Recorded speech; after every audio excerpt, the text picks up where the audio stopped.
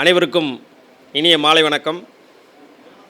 எனக்கு இந்த வாய்ப்பை ஏற்படுத்தி கொடுத்த ரங்கநாச்சியார் ஜோதிட சங்கத்தின் தலைவர் ஐயா ஜானகிராமன் ஐயா அவர்களுக்கு என்னுடைய வணக்கங்களை தெரிவித்து கொண்டு நான் பேச ஆரம்பிக்கிறேன். காலையிலேருந்து நிறைய ஜோதிட தகவல்களை நீங்கள் கேட்டே இருந்தீங்க. அப்போ எல்லாமே கால்குலேஷன். இப்போ ஐயா ஜெயன் ஐயா சொன்ன மாதிரி பணபரஸ்தானம் அப்படிங்கிறது 2, 5, 8, 11. என்னது அதான் வீடியோ ஓடிக்கிட்டு இருக்குல்ல. அப்போ ஐயா கான்செப்ட் ஐயாவோட கான்செப்ட் பயங்கரமாக இருக்கும். ஏன்னா அவரோட பழகினது எனக்கு தான் தெரியும். ஒரு திதியை சொன்னீங்கன்னா உங்களோட கேரக்டர் அப்படியே அஸ்ட்ராலஜி பார்த்த மாதிரி சொல்லிவிடுவாப்புல.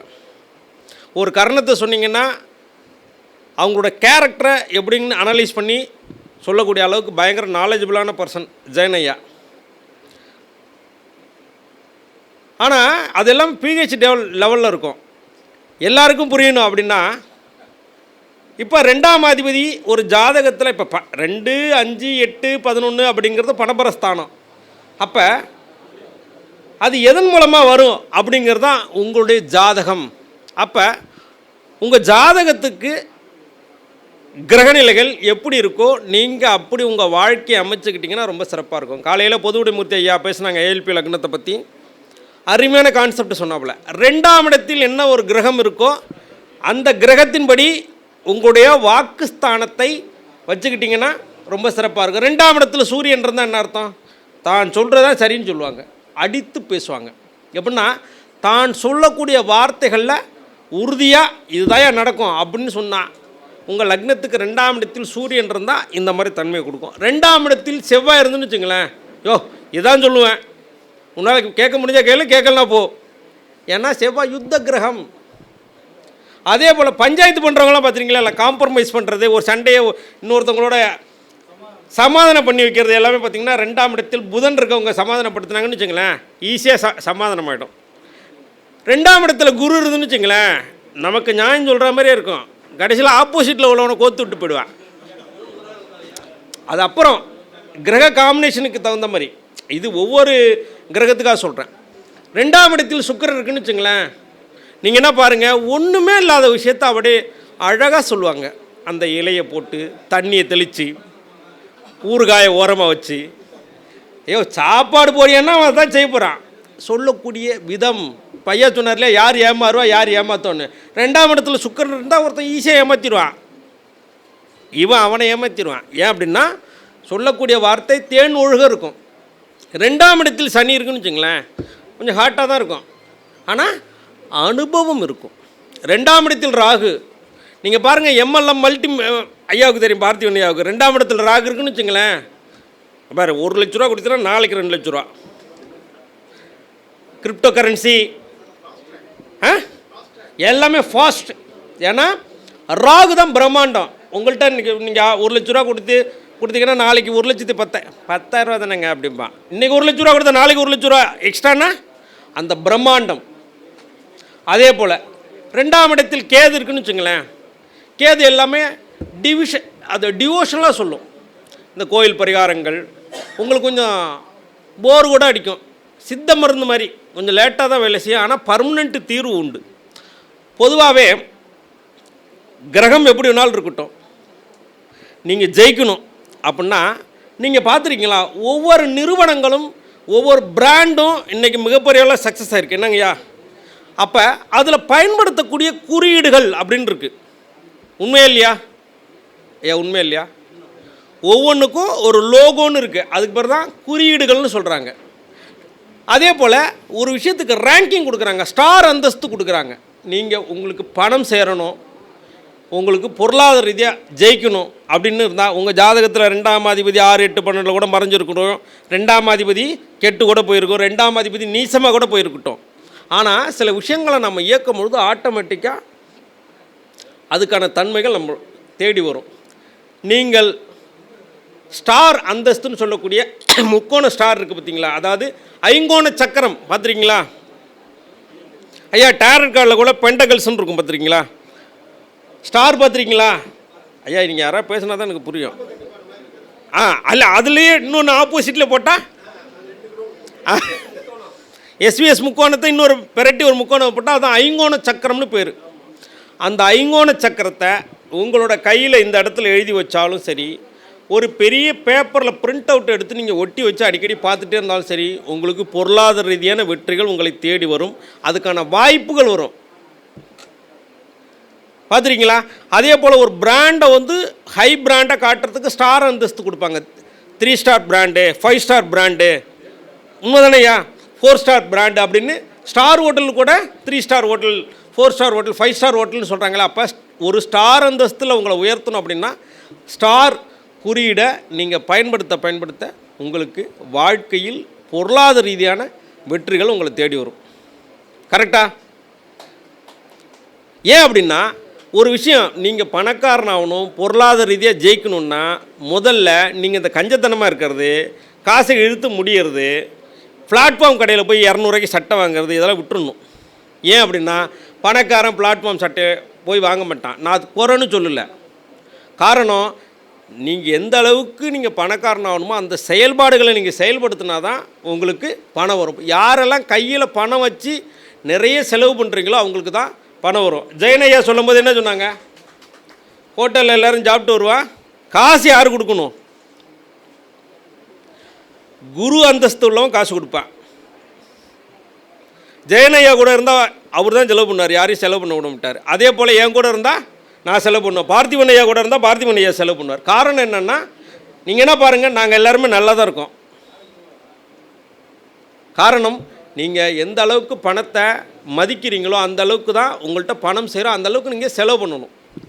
அதே போல் தரித்திரியம் முடித்த மாதிரி என்றைக்குமே பேசக்கூடாது. ஐயா சொன்னார் இல்லையா, 2ஆம் இடத்துல பாவகிரகங்கள் கூட இருக்கட்டும், உங்களோட வார்த்தைகள் என்றைக்குமே நடக்காது, முடியாது, போவாது, வராது அப்படின்னு நீங்கள் சொன்னீங்கன்னா ஜெயிக்க முடியாது.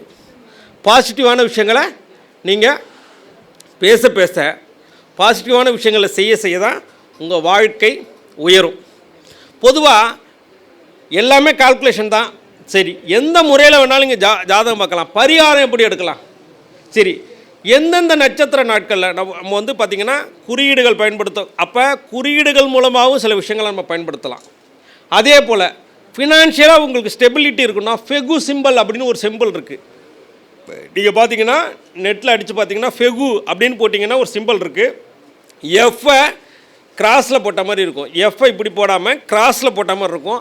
அந்த ஃபெகு சிம்பிளை நீங்கள் அடிக்கடி பார்க்கும்போதோ அதை நீங்கள் பயன்படுத்தும் போதோ உங்களோட பிரேஸ்லெட்லேயோ மோதிரத்துலேயோ இல்லை செயின்லேயோ அதை நீங்கள் பயன்படுத்தும் போது நிச்சயமாக பணம் வரும். அதே போல் இந்த நாடி துடிப்பு ரிஸ்ட்டுன்னு சொல்லக்கூடிய இடத்துல இந்த இடத்துல நீங்கள் எழுதுனீங்கனாலும் உங்களுக்கு பணம் வரும். ஏன் அப்படின்னா, ஒரு விஷயத்தை நீங்கள் கண்டினியூவாக மந்திரமாக இருக்கட்டும் எதாக இருந்தாலும் ஜபம் பண்ணால் தான் நடக்கும். அப்போ நம்மளோட இன்றைக்கி இருக்கக்கூடிய காலத்தில் வேலை பலுவின் காரணமாக அதை செய்ய முடியாது. அப்போ ஒரு டாக்டர்கிட்ட போனால் கூட நாடி துடிப்பை பார்ப்பாங்க. இந்த இடம் உங்களுக்கு துடிச்சிட்டே இருக்கும். அப்போ இந்த இடத்துல ஒரு விஷயத்தை நீங்கள் எழுதும்பொழுது இந்த நாடி எத்தனை முறை துடிக்குதோ அந்த அளவுக்கு இந்த பீஜாட்சரம் உங்களுக்கு வேலை செய்யும். இந்த குறியீடை நீங்கள் எஃப் மாதிரி இருக்கும், அது ஃபெகு சிம்பிள். அது இந்த இடத்துல நீங்கள் எழுதும்போது ஆட்டோமேட்டிக்காக உங்களுக்கு பொருளாதார ரீதியான வெற்றிகளை கொடுக்கும். அதே போல் ஸ்வஸ்திக் சிம்பிள் எங்கெல்லாம் இருக்கோ அந்த இடத்துல பாசிட்டிவ் வைப்ரேஷன் வரும். ஸ்வஸ்திக் சிம்பிள் எங்கே இருக்குது? விநாயகர் கையில் பார்த்தீங்கன்னா உங்களுக்கு ஸ்வஸ்திக் சிம்பிள் இருக்கும். அதையே ரிவர்ஸில் போட்டுட்டிங்கன்னு வச்சுங்க, ஹிட்லர் பயன்படுத்திய குறியீடு வந்து ஸ்வஸ்திக்கு ரிவர்ஸ் சைடு ரிவர்ஸில் இருக்கும். ஐயா பார்த்திபன் ஐயா, ஸ்வஸ்திக் சிம்பிள் வந்து ஸ்வஸ்திக் சிம்பிளோட ரிவர்ஸ் சைடை பயன்படுத்தினவர் தான் ஹிட்லர். உலகத்தில் சர்வாதிகாரி, 1000 பேரை ஒரே நேரத்தில் அடித்து கொள்ளக்கூடிய அளவுக்கு நெகட்டிவாக வேலை செய்யணுன்னாலும் உங்களுக்கு அந்த குறியீடு ரிவர்ஸில். ஒரு வீட்டுக்கு நான் வாஸ்து பார்க்க போயிருந்தேன். அந்த வீட்டில் பார்த்திங்கன்னா அவங்க ஒரு மிகப்பெரிய காலேஜ் வச்சுருக்காங்க உடையார்பாளையத்தில். அந்த அம்மா ரொம்ப நல்லவங்க, எனக்கு தெரிஞ்சவங்க. அந்த அம்மாவுக்கு அமானுஷமான தொந்தரவு இருந்துகிட்டே இருக்குது. அவங்க வீட்டில் உழவுக்கு நித்தியப்படி பூஜை பண்ணுவாங்க. எல்லா இடத்தையும் அனலைஸ் பண்ணி பார்க்கும்போது பார்த்திங்கன்னா அவங்களோட பூஜை ரூமில் இந்த சிம்பிளை கர்விங் பண்ணுறவன் ரிவர்ஸில் அடித்து கொடுத்துட்டான். ஸ்வஸ்திக் சிம்பிளை இப்படி போடுறதுக்கு இப்படி போட்டு கொடுத்துட்டான் ஹிட்லர் சிம்பிளை. அதனால் டிவைன் எனர்ஜிக்கு பதில் அங்கே வீட்டுக்கு டெவில் எனர்ஜி வந்துருச்சு. அந்த அம்மாவுக்கு திடீர்னு 12 வயசு குழந்தை மாதிரி பேசுகிறாங்க, திடீர்னு 65 வயசு கேள்வி மாதிரி பேசுகிறாங்க. அவங்களுக்கு ஒரு 40 வயசு தான் இருக்கும். அப்போ ஒவ்வொரு சிம்பிளும் உங்களுக்கு வேலை செய்யும்.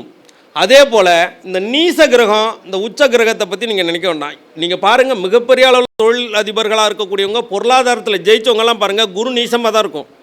ஐயா சொன்ன மாதிரி பணபரஸ்தானத்தில் குருவை குறிப்பிடவே இல்லை. நீங்கள் என்ன பாருங்கள், கார்ப்பரேட் சாமியார் இருக்க எல்லாருக்கும் குரு நீசம்.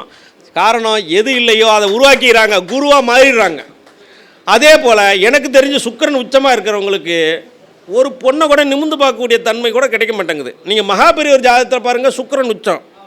ஒரு பெண்ணை கூட ஒரு தாயாக தான் பார்த்தார தவிர அனுபவிக்க முடியல.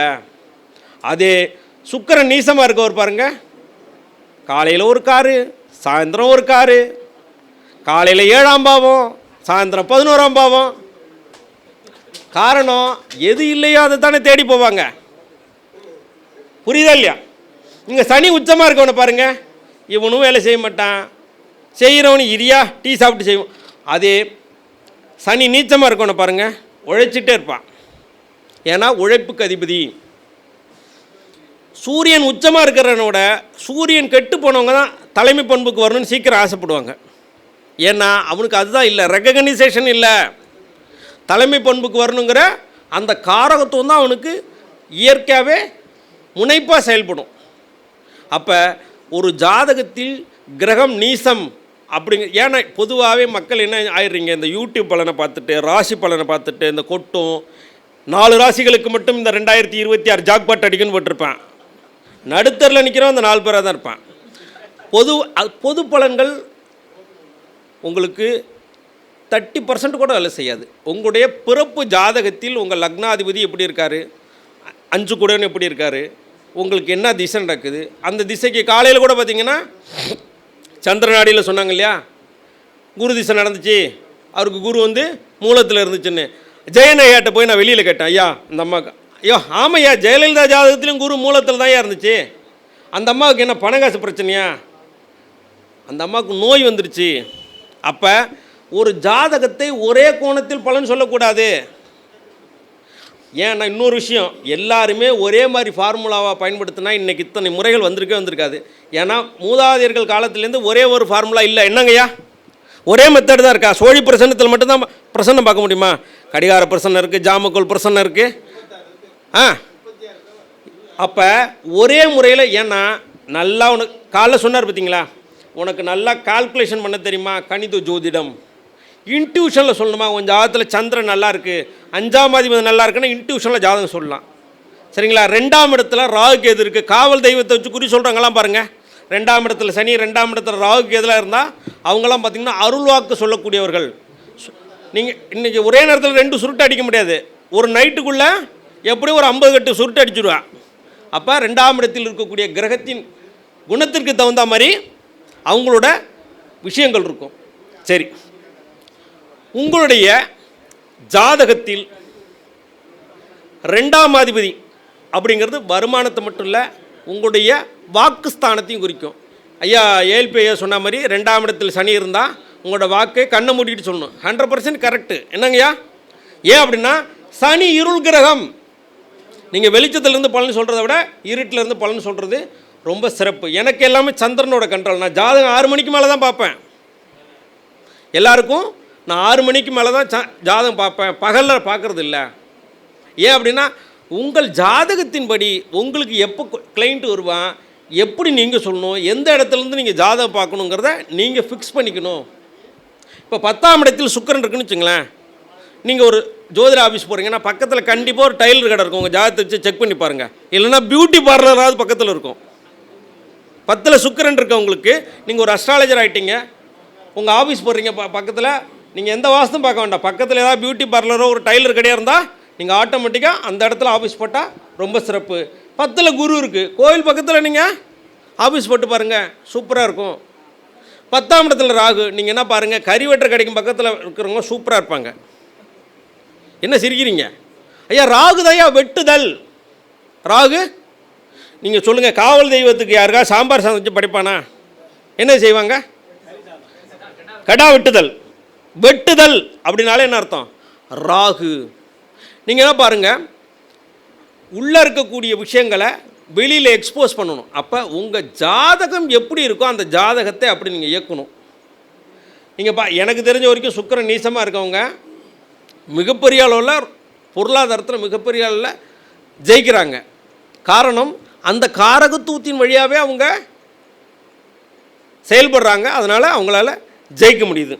சரி, அப்போ பொருளாதாரத்தில் நீங்கள் ஜெயிக்கணும், நீங்களே பணம் ஈர்க்கும் காந்தமாக மாற வேண்டும். அப்போ என்ன செய்யலாம்? எல்லாருமே பெருமாள் கோயிலுக்கு போகிறீங்க, அப்போ அங்கே கொடுக்கக்கூடிய தாமரை பூவை வாங்கிட்டு வந்து தண்ணியில் போட்டு காலைல எழுந்திரிச்சு அந்த தண்ணியை குளிச்சிங்கன்னா வாரம் ஒரு முறை உங்களுக்கு அந்த செல்வத்தை ஈர்க்கக்கூடிய தன்மை தானாக கிடைக்கும். இல்லை அந்த தாமரைப்பூ வாங்கிட்டு வந்து காய வச்சு பொடியாக்கி நீங்கள் குளிக்கும்பொழுது போட்டு தேய்ச்சி குளிக்கலாம். இது ஒரு மெத்தடு. அதே போல் நட்சத்திரங்கள், எந்தெந்த நட்சத்திர நாட்களில் எந்தெந்த விஷயத்தை செய்யணும். நீங்கள் ஒரு பொண்ணு பார்க்க போகிறீங்க, பொண்ணே அமைய மாட்டேங்குது அப்படின்னா யாராவது ஒரு ஹஸ்த நட்சத்திரத்தில் உள்ளவரை கூட்டு போய் பாருங்கள், அந்த பொண்ணு ஓகே ஆகிடும். ஹஸ்தம்னா கை. திருமணத்தின் அப்போ என்ன செய்வாங்க? கையும் கோத்து இணைச்சி சுற்றி வர வைப்பாங்களா? நீங்கள் என்ன செக் பண்ணி பாருங்கள். பொண்ணே அமையாதவங்க ஒரு ஹஸ்த நட்சத்திர ஒரு நண்பரை யாரையாவது கூட்டு போங்க, அந்த பொண்ணு அமைஞ்சிரும். அதே போல் கவர்மெண்ட் ப்ராஜெக்ட் கிடைக்கணும், கவர்மெண்ட் விஷயங்களில் உங்களுக்கு வெற்றி கிடைக்கணும் அப்படின்னா ஒரு உத்திர நட்சத்திரம் வர அன்றைக்கி நீங்கள் கவர்மெண்ட் கான்ட்ராக்ட் போட்டு பாருங்கள், அது கிடைக்கும். ஏன் அப்படின்னா உத்திர நட்சத்திரம் சிம்மத்துலேயும் வரும், கன்னிலையும் வரும். சிம்ம வீடு சூரியனோட வீடு, கன்னி வீடு புதனோட வீடு. சூரியன் தான் உங்களுக்கு கவர்மெண்ட்டு, புதன் தான் டாக்குமெண்ட்டு, கான்ட்ராக்டு. அப்போ சூரியன் புதனை கனெக்ட் பண்ணக்கூடிய இடம் உங்களுக்கு உத்தரத்தில் தான் வரும். அப்போ ஒரு உத்திர நட்சத்திரத்தை அன்னைக்கு ஒரு கான்ட்ராக்டு ட்ரை பண்ணி பாருங்கள். உங்கள்கிட்ட நிறைய டைப்பில் கிளைண்ட் வருவாங்க. யார் என்றைக்கு அந்த மாதிரி விஷயங்கள் போகணுன்னா ஒரு உத்திர நட்சத்திரனால் குறித்து கொடுங்க. சரி, நீங்கள் வழக்கத்தில் ஒரு கேள்வி பார்த்துருப்பீங்க, அம்மியில் உட்காரக்கூடாதுன்னு சொல்லுவாங்கல்ல ஐயா. ஐயா பார்த்திபன் ஐயா, ஏன் கட்டி வந்துடுமா? இல்லை, ஆயில்யம் அப்படின்னா அம்மி. அப்போ கடகத்தில் செவ்வாய் நீசம். யாரெல்லாம் அம்மியில் தொடர்ந்து உட்கார்றாங்களோ அவங்களுக்கு ஆண்மைத்தன்மை போயிடும். செவ்வாய் நீசமாயிடுறாரு. அந்த இடத்துல என்ன உச்சமாகறாரு? குரு உச்சமாயிடுறாரு. அப்போ அதனால தான் அம்மியில் உட்காரக்கூடாது அப்படின்னு சொல்கிறாங்க. அதே போல் ஒரு கேஸ் போடணும், ஒரு இட சம்பந்தமான கேஸ் போடணும். அந்த கேஸில் நீங்கள் வெற்றி அடையணும் அப்படின்னா ஒரு அவிட்ட நட்சத்திர நாளை குறித்து கொடுங்க, அந்த கேஸில் அவங்க ஜெயிச்சுருவாங்க. அவிட்டங்கிறது மகர வீட்டில் வரும். மகர வீட்டில் தான் செவ்வாய் உச்சம். நீங்கள் வேணால் செக் பண்ணி பாருங்கள். அவிட்ட நட்சத்திரத்தில் நீங்கள் நாள் குறிச்சுக்கு பாருங்கள். ஏதாவது ஒரு இட சம்பந்தமான பிரச்சனைக்கு கேஸ் போட்டால் அவங்க பக்கம் சாதகமான தீர்ப்பு வரும்.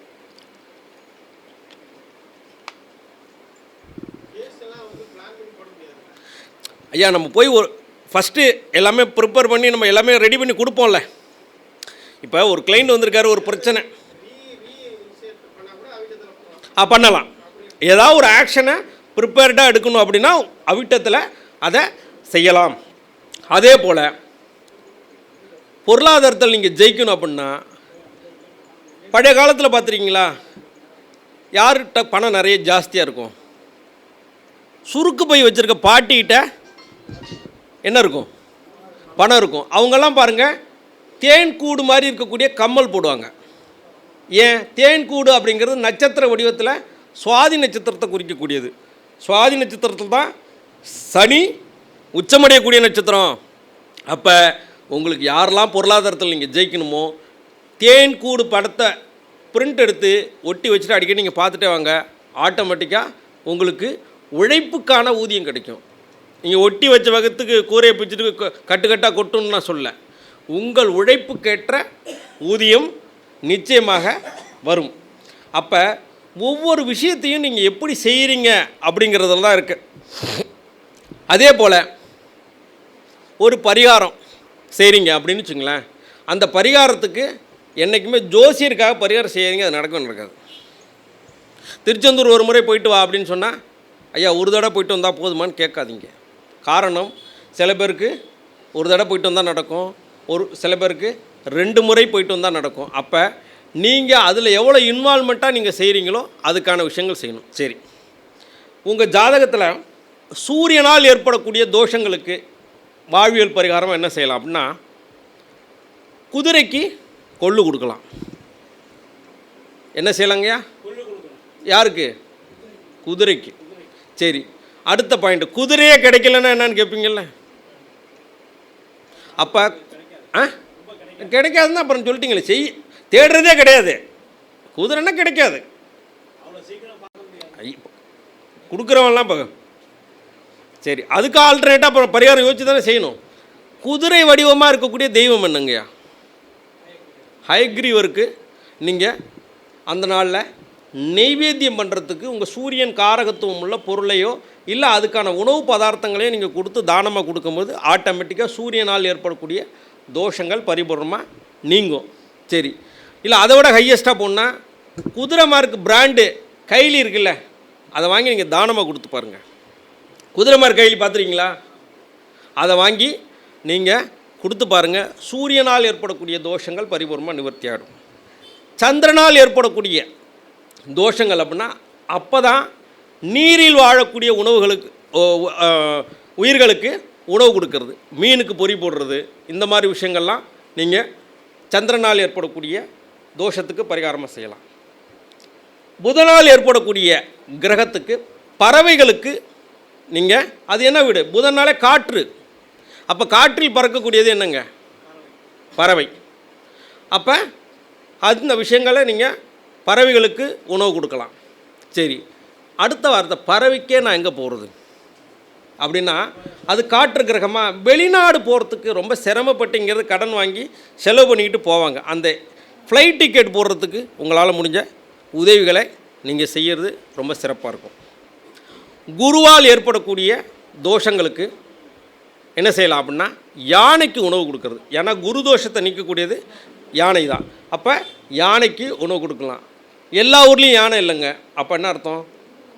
குரு அப்படின்னா குழந்தைகள்னு அர்த்தம். குழந்தைகளுக்கு கல்விகளுக்கு நீங்கள் ஏதாவது முடிஞ்ச உதவிகளை செய்யலாம். சுக்கிரனால் ஏற்படக்கூடிய தோஷங்களுக்கு புறாக்களுக்கு உணவு வழங்குதல், புறாக்களுக்கு உணவு வழங்குறது. அதே போல் சுக்கிரன் அப்படின்னா பெண், ஏதாவது ஒரு திருமணத்துக்கு உங்களால் முடிஞ்ச உதவிகளை செய்கிறது ரொம்ப சிறப்பு. அதே போல் சனியால் ஏற்படக்கூடிய தோஷங்களுக்கு அடிப்படை ஊழியர்கள்னு சொல்லக்கூடிய எப்போவுமே சர்வீஸ் பண்ணுறவனுக்கு தான் நீங்கள் காசு கொடுக்குறீங்க. அப்போ தான் ஐயா சொல்லுவார், 6ஆம் இடம் சர்வீஸ். ஜெயனையா சொல்கிற மாதிரி சர்வீஸே யார் தெரியுங்களா? டேபிள் துடைக்கிறவங்க தான் சர்வீஸ். ஏன் அப்படின்னா எப்போவுமே சமைச்சவனுக்கும் காசு கிடையாது, துடைச்சவனுக்கும் காசு கிடையாது, சர்வீஸ் பண்ணவனுக்கு தான் காசு. அப்போ துடைக்கிறாங்க இல்லையா, அழுக்கு துடைக்கிறாங்க இல்லையா, அடிப்படை ஊழியர்களுக்கு நீங்கள் உதவி செய்ய செய்ய சனியால் ஏற்படக்கூடிய தோஷங்கள் பரிபூர்ணமாக நீங்கிடும். நீங்கள் செக் பண்ணி பாருங்கய்யா, சின்ன சின்ன விஷயம் நீங்கள் உங்கள் லைஃப்பில் மாற்றும் போது உங்கள் வாழ்க்கையே மிகப்பெரிய அளவில் மாற்றத்தை கொண்டு வந்துடும். அதே போல் ராகு கேதுவால் ஏற்படக்கூடிய தோஷங்களுக்கு நாய்க்கு உணவளித்து பாருங்கள்.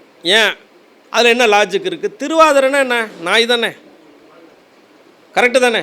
அப்போ ராகு கேதுவால் ஏற்படக்கூடிய தோஷங்களுக்கு நாய்க்கு உணவளித்து பாருங்கள்.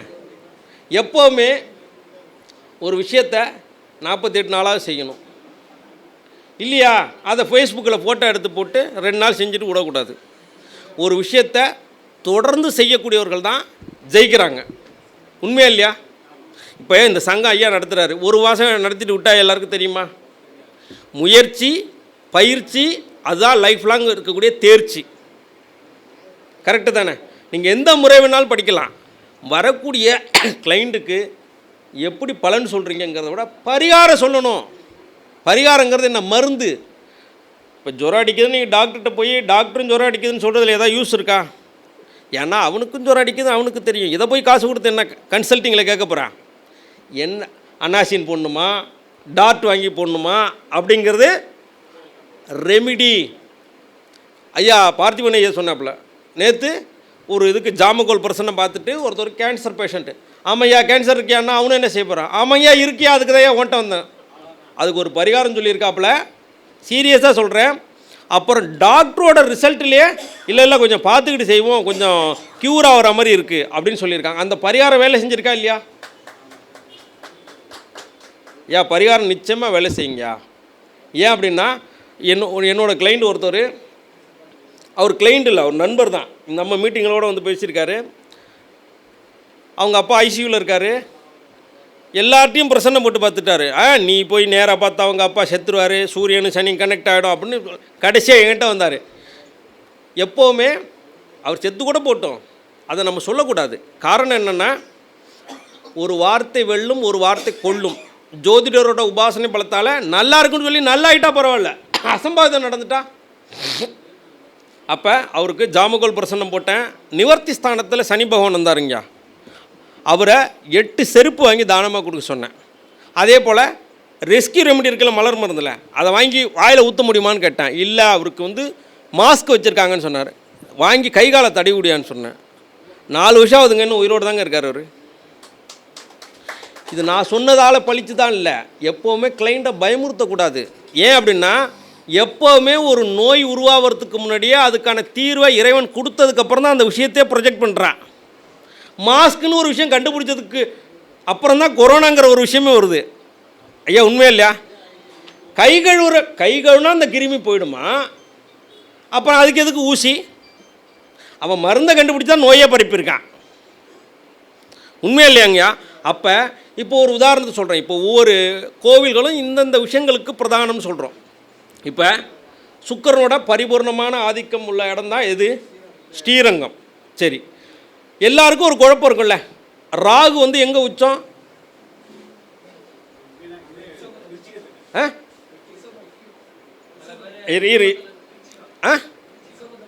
ரிஷபத்தில் உச்சமாக இருக்குன்னு நீங்கள் சொல்கிறீங்க. சரி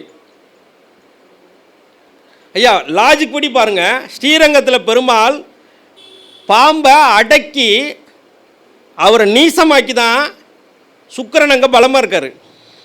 அப்போ ராகு விருச்சிகத்தில் தான் உச்சம், ரிஷபத்தில் நீசம்தான். ஐயா, லாஜிக் படி சரியாக இருக்கா? ரங்கநாதர் யார் மேலேங்க படுத்திருக்காரு? ஆதிசேஷன் அங்கே சீறிக்கிட்டு இருக்காரா, படுத்து தூங்கிட்டு இருக்காரா? அப்போ அந்த இடத்துல லாஜிக் படி எது சரியாக இருக்குது? நீங்கள் ப்ராக்டிக்கலாக அப்ளை பண்ணி பார்க்கணும். நீங்கள் எல்லா ஜோதிட முறைகளையும் படிங்க, அதை உங்கள் ஜாதகத்தில் எப்படி இருக்குன்னு அப்ளை பண்ணி பாருங்கள், அதை பயன்படுத்துங்க. நோட்டாக எழுதக்கூடாது, அதை அனலைஸ் பண்ணி நம்ம பார்க்கணும். ஏன் அப்படின்னா, 1000 புத்தகங்கள் படிக்கிறதோட டிஸ்கஷன். ஏன் அப்படின்னா, ஒரு விதி பாரு இன்னொரு விதி இருக்காது,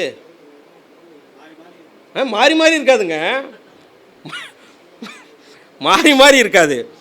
பொதுவாகவே ஐயா சொன்ன மாதிரி பணபரஸ்தானங்கிறது ஏன் குருவை வைக்கலன்னா, ஒவ்வொரு லக்னத்துக்கும் 2, 5, 8, 11 பரமரஸ்தானம் தான். அப்போ அந்த லக்னத்துக்கு எது 2ஆம் அதிபதி, அதுதான் அவனுக்கு பணபரஸ்தானம். கரெக்டு தானேங்கய்யா? ஐயா, உண்மையா இல்லையா? கருவாடு விற்று கோடீஸ்வரன் ஆனவனும் இருக்கான். என்ன, கருவாடு விற்று கோடீஸ்வரன் ஆனவனும் இருக்கான், கோல்டு பிஸ்கட் விற்று கோடீஸ்வரன் ஆனவனும் இருக்கான். அவன் ஜாதகத்தை அந்த கிரகம் எப்படி இருக்கோ அதை பயன்படுத்தினதுனால அவன் ஜெயிச்சிருக்கான். அப்போ உங்கள் ஜாதகத்தின்படி, உங்கள் ஜாதகத்தில் லக்னத்தில் யாரெல்லாம் மொட்டை போட்டால் யோகம், யாருக்கெல்லாம் லக்னத்தில் கேது இருக்கோ அவன் மொட்டை போட்டால் யோகம். ஏன் கேதுன்னா முடிங்க, சிம்பிள் லாஜிக்குங்க. அப்போ தண்ணி சுருக்குதல், தன்னுடைய அழகை குறைத்தல். அப்போ அவங்களாம் லக்னத்தில் கேது இருக்கிறோம், தன்னை மொட்டை அடிச்சுக்கிட்டானா ரொம்ப சிறப்பு. ஐயா, உண்மையா இல்லையா? பரிகாரம் என்ன போய் பண்ணுறோம்? ஏன் கோவிலில் போய் மொட்டை அடிக்கிறோம்? இதுக்கு மேலே ஒன்றுமே இல்லை. இதுக்கு பேர் என் முடின்னு வச்சுருக்கேன், இதோட முடிஞ்சு போயிடுது. இதுக்கு பேர் முடின்னு வச்சுருக்கான், இதோட முடிஞ்சு போச்சு. இதுக்கு மேலே ஒன்றும் இல்லை. இதையும் வழிச்சுட்டா அதோட பிரச்சனை முடிஞ்சிருச்சுன்னு அர்த்தம். புரியுதா இல்லையா உங்களுக்கு? அப்போ முடிச்சு போடுறாங்கல்ல. அப்போ எப்போவுமே ஒரு விஷயத்தை லாஜிக் படி சிந்திச்சு பார்க்கணும். உங்களுக்கு பாதகாதிபதி சித்த நடந்தால் என்ன நடக்க போகுது? நம்ம தலைவர் நித்யானந்தா சொன்ன மாதிரி இந்து தர்ம சாஸ்திரப்படி சூசைடும் பண்ணிக்க முடியாது, அது சட்டப்படி குற்றம். பாதகாதிபதி திசை நடக்குதுன்னா, எந்த கிரகம் உங்களுக்கு பாதகமாக இருந்து திசை நடத்துகிறாரோ அந்த கிரகத்தோட நாளில் செருப்பு போடாமல் இருந்து பாருங்கள், உங்களுக்கு அந்த மாதிரி விஷயங்களால் ஏற்படக்கூடிய தாக்கங்கள் குறைஞ்சிரும். ஐயா, உண்மையா இல்லையா? ஏன் ஐயா, நாம் கிரகம் தாக்கிறதுக்கு முன்னாடி நம்மளை தாக்கிக்கணும். ஏன்னா நம்மளாம் அடிச்சுக்கிட்டா வடிவேல் அடிச்சுக்கோல்ல, அவன் அடிச்சிருந்தா கூட வலிக்காது போட்டிருக்கா, நம்ம ரொம்ப உண்மையாக இருந்து அடிச்சுக்கிட்டோம் போல் இருக்குன்னு. அப்போ நம்ம அந்த தண்டனையை ஏற்றுக்கும் போது ஆட்டோமேட்டிக்காக அதோட விஷயங்கள் குறைய ஆரம்பிச்சிடும். கரெக்டு தானே? ஒரு ஜாதகத்தை நம்ம ஆகா ஓஹோ நீ அப்படி இருந்த, ஆமாங்கய்யா இருந்த, நீ இப்படி இருப்ப, ரைட்டு, இப்போ நான் அவ்வளோ கஷ்டப்படுவேன், இதுக்கு என்ன தீர்வு? அதுக்கு தான் பரிகாரம். அப்போ உங்கள் ஜாதகத்தில் கிரகநிலைகள் எப்படி இருக்கோ அதுக்கான பரிகாரங்களை நீங்கள் உங்கள் லைஃப் பேட்டர்னாக மாற்றிக்கணும்.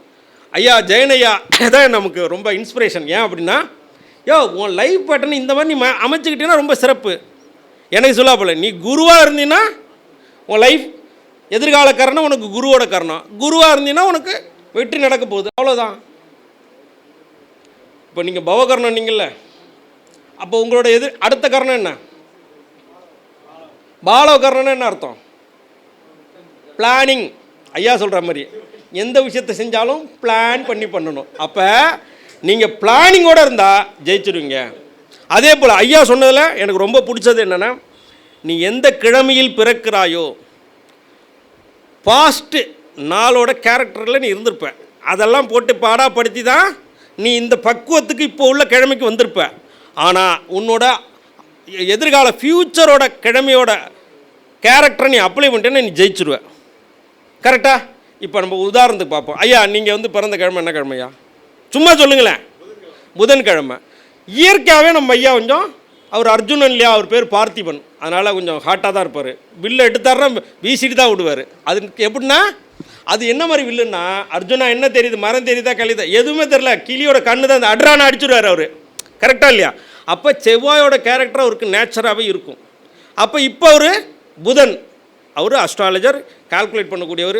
எதிர்கால காரணம் என்னென்னா குரு, அவருக்கு ஆசிரியராக ஆகக்கூடிய அனைத்து தகுதிகளையும் வளர்த்துக்கிட்டாரு. அப்படி ஆகிட்டார்னா அவர் இன்னும் சிறப்பாக இருப்பார். ஐயா கரெக்டாக இல்லையா? இது ஜெயனையா சொல்லி கொடுத்தது. நான் அவ்வளோ சீக்கிரம் யாரையும் ஏற்றுக்க மாட்டேங்க. காரணம் என்னென்னா, நான் பரம்பரையான ஜோதிடர். எனக்கு இந்த மீட்டிங்கெல்லாம் இப்போ தான் ஒரு 6-7 வருஷமாக. நான் விளையாடும் போதும் காதில் வாங்கினது தான். எங்கள் அப்பாலாம் கையாலே கணக்கு போடுவாங்க. எங்கள் அப்பாவுக்கு சாஃப்ட்வேர்னால் என்னன்னு தெரியாது. ஜிகே சாஃப்ட்வேரில் தப்பு இருக்குன்னு எங்கள் அப்பா சொன்னாங்க. எங்கள் அப்பா இறக்கிறதுக்கு ஒரு 4 மாதத்துக்கு முன்னாடி ஜாதகம் எழுதுறதுக்கு சொல்கிறேன், எப்பா இந்த சாஃப்ட்வேரில் தப்பு இருக்குன்னு சொன்னாங்க. என்ன பற்றி ஜாதகம் எழுதும்போது. காரணம் என்னென்னா, அவங்க கால்குலேட் பண்ணி ஈஸியாக எனக்கு எங்கள் அப்பா ஒரே ஒரு நவாம்சம் கற்றுக் கொடுத்தாங்க. அது சொன்னதுனால ஜெயனையா கிளாஸ் படிக்கும்போது எனக்கு ரொம்ப ஈஸியாக இருந்துச்சு, எந்தெந்த பாவம் எங்கே செயல்படணும்னு. அப்போ நான் அவ்வளோ ஒரு விஷயத்தை ஏற்றுக்க மாட்டேன். அதே சமயத்தில் ப்ரிடிக்ஷனை ஒரு வரியில் சொல்லணுன்னா, என்னங்கய்யா நம்ம கிளாஸ் அட்டன் பண்ணியிருக்கோம் ஜெயனையாட்ட, அடி வெளுத்துருவாப்புல. புரியுதா இல்லையா உங்களுக்கு? இதுன்னா இதுதான். இது வரைக்கும் அவர் சொல்லி இல்லைங்க நீங்கள் சொன்னது எனக்கு சரியாக இல்லைங்கன்னு சொன்னது யாருமே இல்லை. என்னய்யா அதில் எக்ஸ்பர்ட். அதே போல் காலிலேருந்து நாங்கள் 7 பேர் ரிசர்ச் பண்ணோம். பக்கா எப்படியா இருந்துச்சு? நச்சுன்னு இருக்குது. அவர் சொல்லக்கூடிய விஷயம் என்னென்னா, இது கரெக்டு தான் ஐயா, இந்த பாவாதிபதி இப்போ வேலை செய்யலை, நீ அதை பார்த்துக்கிட்டு நடக்குன்னா குருதி சவந்தா கொட்டுன்னு, குருதி சவந்து தான் நடு ரோட்டில் என்னன்னு சொன்னார். அப்போ அந்த பாவம் செயல்படல. நீங்கள் எந்த முறை வேணாலும் பார்க்கலாம். அதே சமயத்தில் நீங்கள் உங்கள் ஜாதகம் எப்படி இருக்குன்னு அவர் சொன்ன விஷயம் எனக்கு ரொம்ப பிடிச்சது.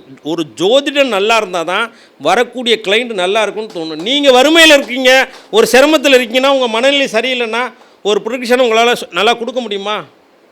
கொடுக்க.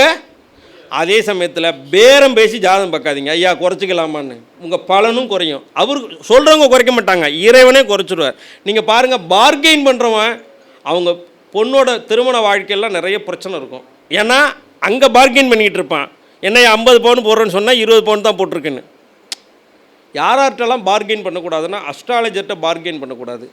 அதே சமயத்தில் ஒரு நல்ல அந்தனர்கிட்ட பார்கெயின் பண்ணக்கூடாது. இந்த 5 ரூபா 10 ரூபா தயவுசெய்து கோயிலுக்கு போனால் போடாதீங்க. ஏன்னா உங்களுக்கு சாமி 5 ரூபா தான் கொடுப்பாரு. நீங்கள் வேணால் ட்ரை பண்ணி பாருங்கள். எந்த கோயிலுக்கு போனாலும் ஒரு 100 ரூபா போட்டு பாருங்கள். நிச்சயமாக நீங்கள் திரும்பி வரதுக்காக உங்களுக்கான ஒரு 2000 ரூபா 3000 உங்களோட வருமானமாக மாறும். நீங்கள் வேணால் செக் பண்ணி, நான் எல்லாமே செக் பண்ணியிருக்கேன். 2 ரூபாய்க்கு எங்கே போண்டா கிடைக்கும்லாம் போகாதீங்க தயவுசெய்து. ஒரு காஃபி ஷாப்பில் காஃபி சாப்பிட்டு பாருங்கள். ஏன் அப்படின்னா, இறைவனே டிட்டர்மினேஷன் பண்ணிவிடுவாங்க. இவனோட தேவை ஒரு நாளைக்கு 2 ரூபா போண்டா, ஒரு 2 ரூபா டீ, ஒரு 5 ரூபா, ஒரு 5 தடவை குடிப்பான். ஒரு 100 ரூபா இருந்தால் ஒரு லைஃப் போதுயா. சீரியஸாக நீங்கள் ஒரு ஸ்டார்பக்ஸில் போய் ஒரு 650 ரூபாய்க்கு காஃபி விடுங்களேன். அப்போ இவனுக்கு 100 ரூபா இருந்தால் பத்தாது, ஒரு நாளைக்கு ஒரு 2000 ரூபா கொடுத்தா தான் ஒரு காஃபி சாப்பிடுவான். ஏன்னா உங்களுடைய தேவைகளை நீங்கள் நிர்ணயம் பண்ணணும் அப்படின்னா, நீங்கள் அதுக்கு தகுந்த மாதிரி இருக்கணும்னு சொல்கிறேன். அப்போ கஷ்டப்படுறவங்க இப்போல்லாம் அப்படின்னா, ஏன்னா கஷ்டப்படுறவங்க அப்படின்னு நம்ம சொல்கிறதுக்கு இல்லை. நீங்கள் ஜெயிக்கணுன்னா ஒன்று ஜெயித்தவங்களோட பழகுங்க. அப்போ தான் அப்பயே வள்ளுவர் என்ன சொல்லியிருக்காரு, உயர்ந்தாரோடு நட்பு கொள்ளுதல் வேண்டும், அந்த நட்பினில் உயர்வு தாழ்வு இல்லாமல் இருத்தல் வேண்டும். உயர்ந்தார்னா பணம் வச்சுருக்கோம்ல, நல்ல மனம் படைத்தவர்களோடு நீங்கள் பழகணும். உங்களோட ஆக்டிவிட்டீஸை நீங்கள் பாசிட்டிவாக எந்த அளவுக்கு கொண்டு போகிறீங்களோ அந்த அளவுக்கு உங்கள் லைஃப்பும் ரொம்ப சிறப்பாக இருக்கும். அந்த ஆக்டிவிட்டீஸும் உங்கள் கிரகத்தின்படி தான் இயங்கும், அது வேறு விஷயம். அதை தான் சில விஷயங்கள் சொல்லி மாற்றிக்கிறாங்க இல்லையா. அப்போ உங்கள் ஜாதகம் எப்படி இயங்க வேண்டுமோ அப்படி நீங்கள் இயக்கினால் உங்கள் வாழ்க்கையில் 100% வெற்றி என்று சொல்லி எனக்கு இந்த வாய்ப்பை ஏற்படுத்தி கொடுத்த ஜானகிராமன் ஐயா அவர்களுக்கு என் நன்றியை தெரிவித்துக் கொள்கிறேன். நன்றி.